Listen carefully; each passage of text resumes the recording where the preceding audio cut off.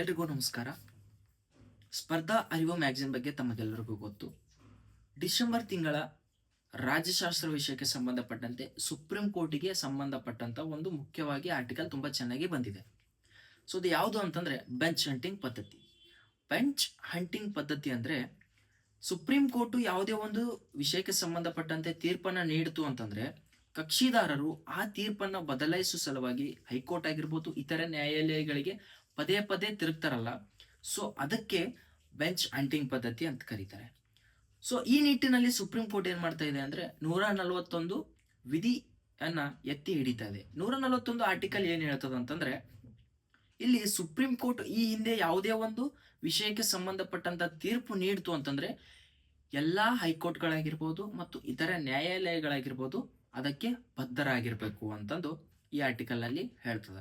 ಅದೇ ರೀತಿ ಯಾರೆಲ್ಲ ಡಿಸೆಂಬರ್ ತಿಂಗಳ ಮ್ಯಾಗಝಿನ್ ಓದ್ತಾ ಇದ್ದೀರೋ, ಸ್ಟೇರ್ ಡಿಸೀಸಸ್ ಬಗ್ಗೆ ಕಮೆಂಟ್ ಬಾಕ್ಸ್ ಅಲ್ಲಿ ನೀವು ಕಮೆಂಟ್ ಮಾಡಿ, ವಾಟ್ ಈಸ್ ಸ್ಟೇರ್ ಡಿಸೀಸಸ್ ಅಂತಂದು.